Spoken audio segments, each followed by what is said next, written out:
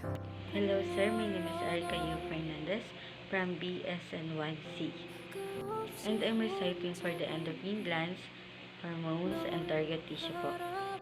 In gland po, we have the pituitary gland anterior, posterior, thyroid, parathyroid gland, adrenal cortex, adrenal medulla, pancreas, reproductive organ testes, ovaries, uterus, ovaries inflamed tissue, thymus, and pineal gland. Pituitary gland anterior po, we have the 7 hormones po. And each hormones po is meron po silang different kind of target tissue po. So, yung first hormone po is the growth hormone. Yung target tissue niya po is mast tissue. It increase gene expression, breakdown of lipids, increase fatty acids from the cells. It also increase the blood glucose levels. Yung second hormone po is the thyroid stimulating hormone po. Yung target tissue niya po is the thyroid gland. It increase thyroid hormone secretion of thyroxine and triiodoctorenin. Yung third hormone po is the adrenocorticotropic hormone. Yung target tissue niya po is the adrenal cortex. It increase of glucocorticoid hormones such as cortisol, increases skin and pigmentation at high concentration. So, yung fourth hormone po is the melanocyte stimulating hormone. Yung target tissue niya po is melanocyte in the skin. It increases melanin production and melanocyte in the skin to make darker in color po. So, yung fifth hormone po is the luteinizing hormone or interstitial cells stimulating hormone po. Yung target tissue niya po is the ovary in females and the testes naman po in males. It promotes ovulation and progesterone production in ovary. It also promotes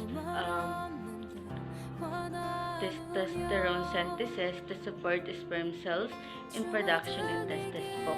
Sixth hormone po is the follicle stimulating hormone po. Yung target tissue niya po is the follicle in ovary in females and seminiferous tubules naman po in males. It promotes follicle maturation and estrogen secretion in ovary in females po. It also promotes sperm cells to production in testes po. Yung last hormone po is the prolactin. Yung target tissue niya po is the ovary and mammary gland in females po. And testes naman po in males. It stimulates milk production and prolongs progesterone secretion following ovulation and during pregnancy po of women. It increases sensitivity to LH in males, conserves water, constricts blood vessels. After po, we have 2 hormones po. Yung first hormone po is the antidiuretic hormone po. Yung target tissue niya po is the kidney that conserves water, constricts blood vessels. It also increases the uterine construction po. Yung second hormone po is the oxytocin. Yung target tissue niya po is the uterus and the mammary gland. It increases milk letdown from mammary gland. Thyroid gland naman po tayo. We have also 2 hormones po. Yung first hormone po is the thyroid hormone, thyroxine and triiodoctorenin. Yung target tissue niya po is the most cells of the body po that increase metabolic rates essential for normal process of growth and maturation. Yung second hormone po is the calcitonin. Yung target niya po is the primarily bone that increase rate of bone breakdown, prevents large increase in blood Ca2 plus po levels of following a meal po. While in parathyroid glands po, we have 1 hormones po. And yung hormones po is the parathyroid hormone. Yung target tissue niya po is the bone and the kidney. It increases rate of bone breakdown by oxytoclast. It increases also the vitamin D synthesis essential for maintenance of a normal blood calcium levels po. In adrenal medulla po, we have also 1 hormone po. Yung hormone po yun is the epinephrine and some of norepinephrine po. Yung target tissue niya po is yung heart po natin, blood vessels, liver, and adipositis po. It increase cardiac cardiac output po.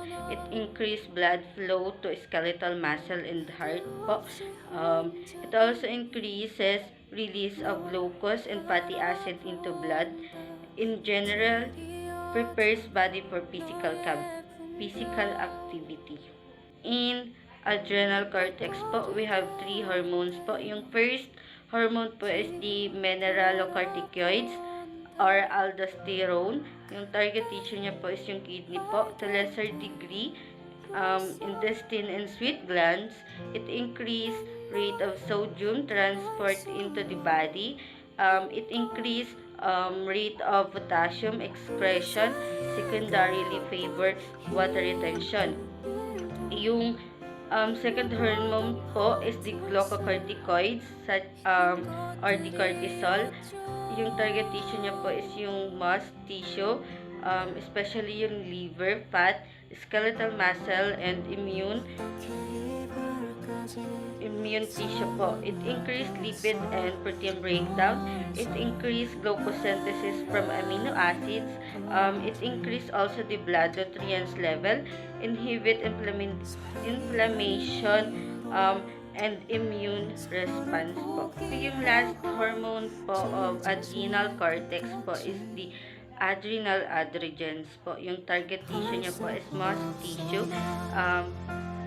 Insignificant in males po, it increased female sexual drive, growth of pubic and axillary hair po.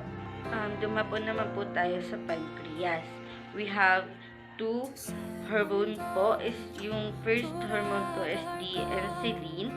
Yung target tissue niya po is the liver, skeletal muscle, and adipose tissue po. It increase uptake and use of glucose and amino acids po. Yung second hormone po is the glucagon. Yung target tissue niya po is the primarily liver.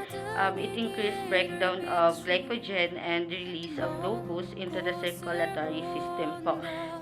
In reproductive organs naman po, in testes, we have the testosterone. Yung target tissue niya po is muscle tissue, aids in sperm cells production, maintenance of functional reproductive organs, secondarily sex,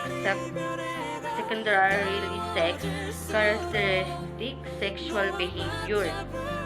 Yung in ovaries naman po, we have the estrogen and progesterone. Yung target tissue niya po is the muscle tissue, aid in uterine and mammary glands, development and function, extreme genitalia structure, secondary sex characteristic and sexual behavior, menstrual cycle po. So, in uterus, ovaries, and plain tissue po, we have one hormone po. Yung hormone po is the prolactin. Yung target tissue niya po is muscle tissue, mediate inflammatory responses, increase uterine construction and ovulation. In thymus naman po, we have one hormone also. Yung hormone po is the thymosin. Yung target tissue niya po is immune tissue. It promotes immune system development and function. The last gland po is the pineal gland po. Meron din po siyang isang hormone po is the melatonin. Yung target tissue niya po is the among other and hypothalamus. It inhibits secretion of gonadotropin releasing hormone, thereby inhibiting reproduction. And that is the endocrine hormones and their target tissue po. Thank you po.